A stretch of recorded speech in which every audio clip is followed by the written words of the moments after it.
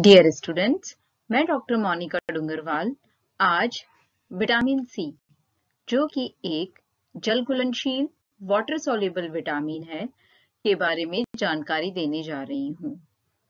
Vitamin C का दूसरा नाम एस्कॉर्बिक अम्ल भी होता है। विटामिन सी या एस्कॉर्बिक अम्ल की खोज कैसे हुई, इस बारे में जब हम देखते हैं तो पता चलता है कि इस विटामिन की खोज स्कर्वी रोग के उपचार करते हुए हुई। सन 1747 में डॉक्टर जैन स्लेन ने 12 स्कर्वी रोगियों का परीक्षण किया एवं इसमें से 6 का उपचार किया और उन्होंने पता लगाया कि नारंगी एवं नींबू से इसका उपचार जो होता है वह संभव हो पाता है। कुछ वर्षों के बाद कैप्टन कुक ने रसीले एवं ताजा फलों से नाविकों में होने वाले स्कर्वी रोग का निदान किया। विटामिन सी की खोज 1960 में हुई थी, जब नॉर्वे के 2 वैज्ञानिकों ने गिनी पिग में स्कर्वी रोग पैदा किया था। स्कर्वी रोग को दूर करने वाले गुण के कारण ही इसका नाम बाद में एस्कॉर्बिक अम्ल भी रखा गया। अब हम बात कर रहे हैं एस्कॉर्बिक अम्ल या विटामिन सी की रासायनिक विशेषताओं के बारे में। विटामिन सी एक सफेद रवेदार पदार्थ होता है। यह मोनोसेकेराइड शर्करा से काफी मिलता जुलता होता है, अर्थात जो इसका स्ट्रक्चर होता है वह मोनोसेकेराइड शुगर्स के समान होता है। कृत्रिम रूप से इसे ग्लूकोज के द्वारा भी निर्मित किया जा सकता है। यह पानी में घुलनशील होता है तथा यह बहुत जल्दी नष्ट हो जाता है।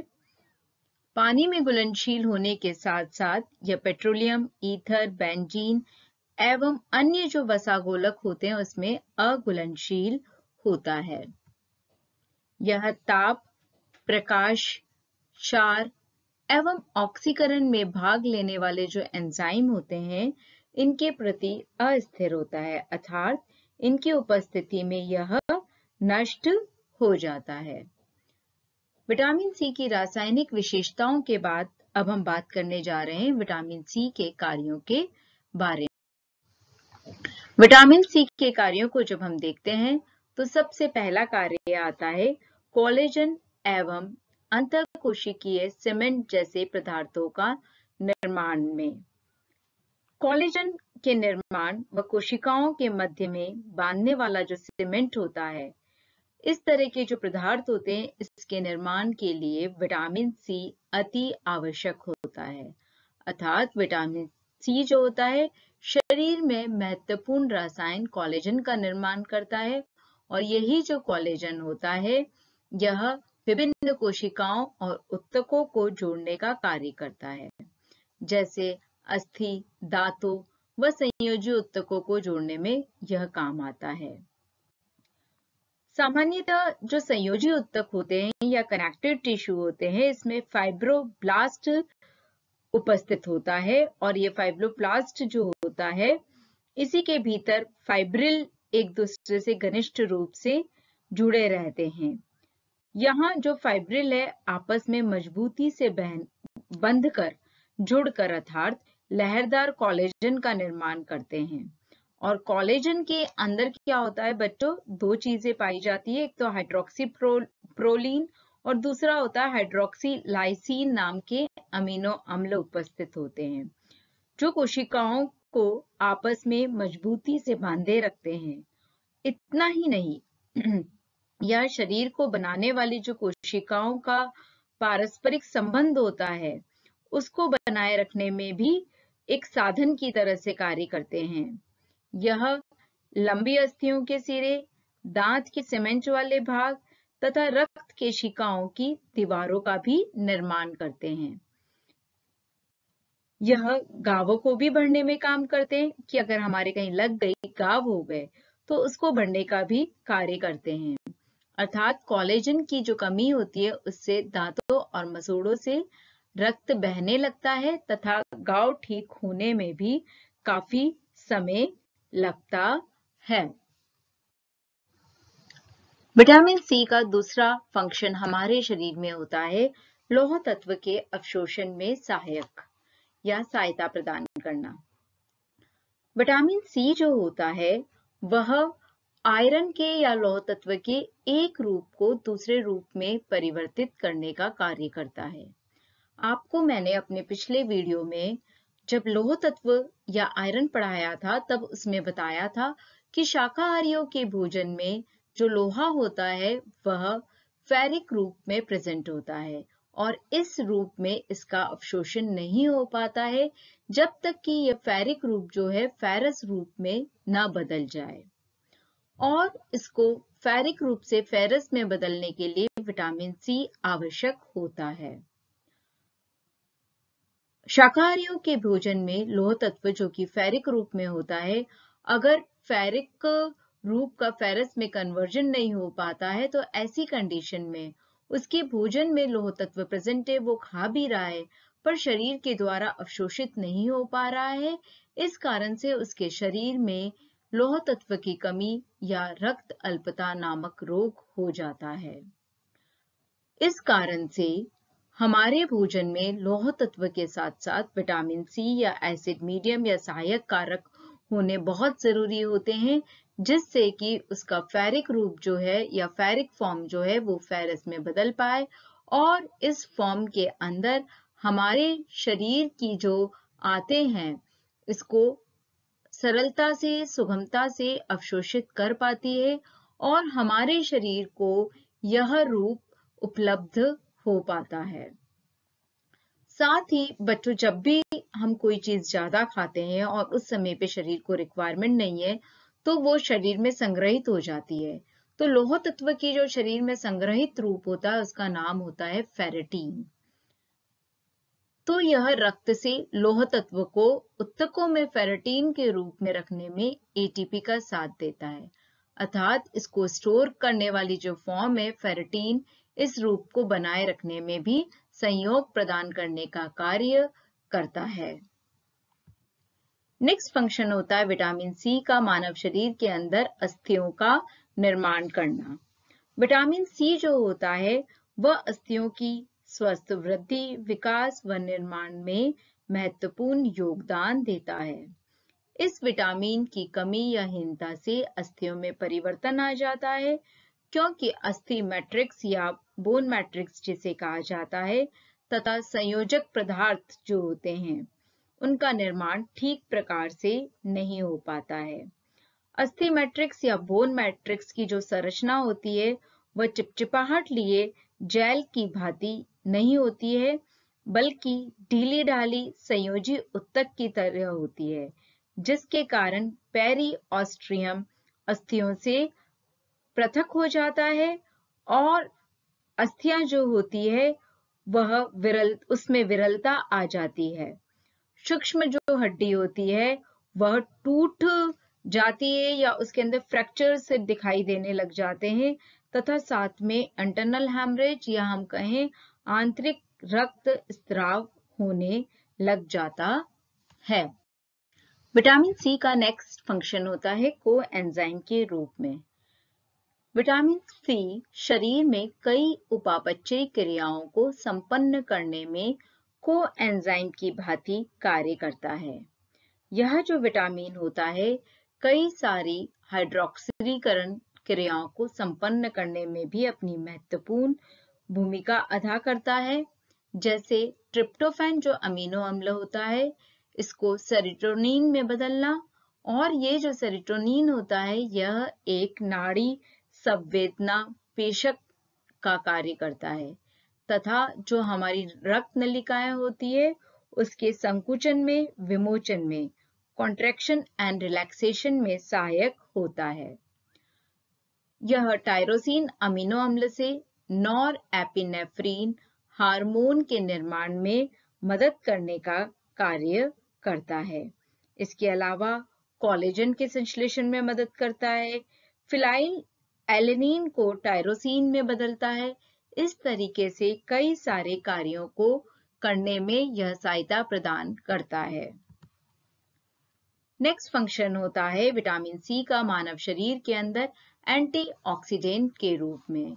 यह जो विटामिन होता है एक अति महत्वपूर्ण एंटीऑक्सीडेंट होता है या एंटीऑक्सीडेंट के रूप में कार्य करता है। इसके अतिरिक्त यह म्यूकोपॉलीसेक्राइड्स जो होते हैं उसके निर्माण में भी मदद करता है।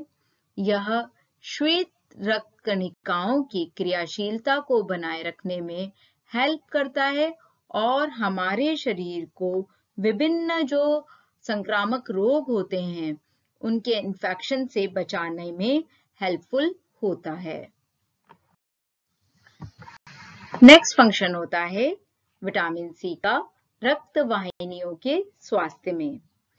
यह विटामिन जो होता है यह रक्त वाहिनियों को स्वस्थ बनाए रखने के लिए अति आवश्यक होता है। यह रक्त वाहिनियों की दीवारों को मजबूती और दृढ़ता प्रदान करने का कार्य करता है। किसी भी कारण से अगर शरीर में विटामिन सी की कमी हो जाती है तो ऐसी कंडीशन में रक्त वाहिनियों की जो दीवारें होती है वह क्षीण, कमजोर, दुर्बल, निर्बल हो जाती है।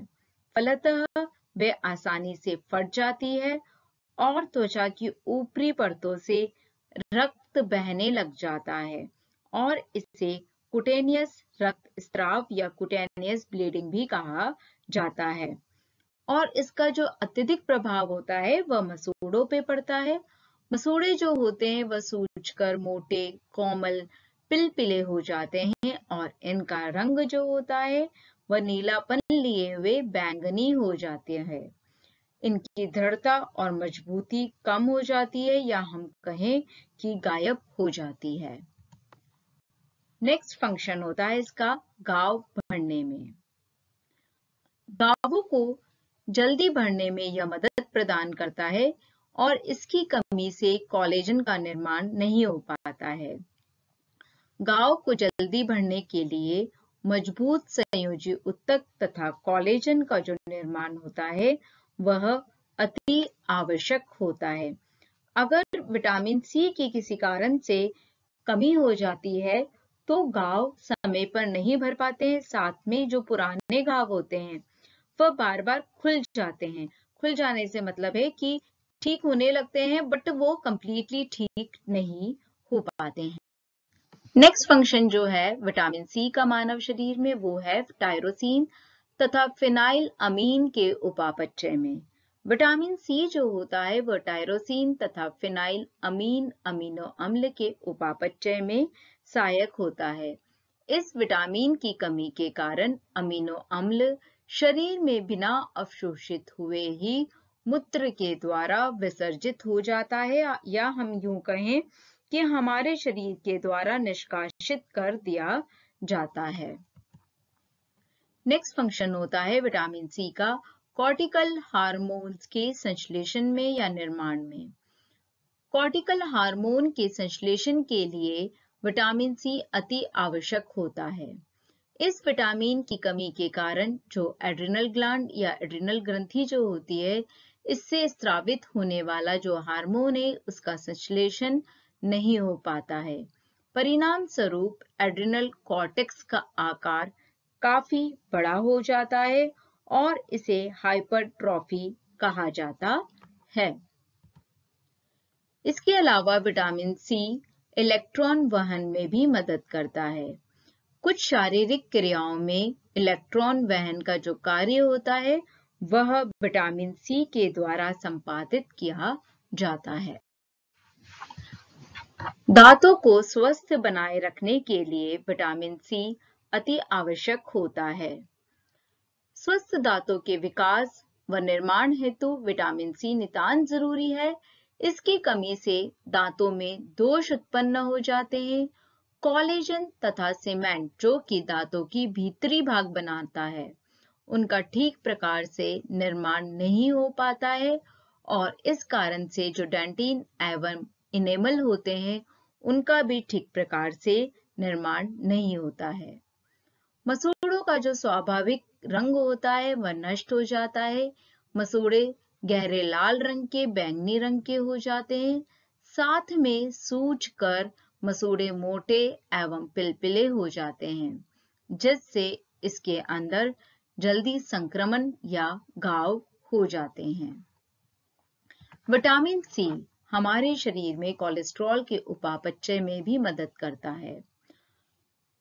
ब्लड कोलेस्ट्रॉल लेवल को कम करने के लिए विटामिन सी की इम्पॉर्टेंट भूमिका कई सारे शोधों के द्वारा पता चली है। ये कहा जाता है कई वैज्ञानिकों के द्वारा कि अगर हम दिन की एक ऑरेंज खाते हैं या जिनको हार्ट डिजीज है वो दिन की एक ऑरेंज खा रहा है तो वह ब्लड कोलेस्ट्रॉल लेवल को कम करने का कार्य करती है, क्योंकि ऑरेंज के अंदर अच्छी मात्रा में विटामिन सी उपस्थित होता है। अर्थात यह जो होता है कोलेस्ट्रॉल को अम्ल में परिवर्तित करने में मदद करता है, जिससे कोलेस्ट्रॉल की अधिकता से उत्पन्न होने वाले जो रोग होते हैं उनकी संभावनाएं जो होती है वो बहुत ही कम हो जाती है। नेक्स्ट और लास्ट फंक्शन है विटामिन सी का हमारे शरीर में रोग प्रतिरोधक क्षमता बढ़ाने में।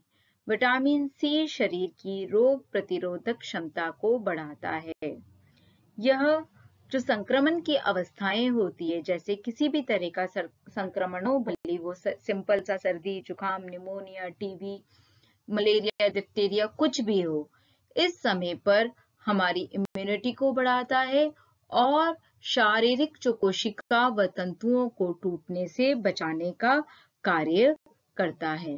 इसके साथ ही जो आज का हमारा टॉपिक है विटामिन सी के कार्य या फंक्शंस ऑफ विटामिन सी वह समाप्त हो। थैंक यू बच्चों।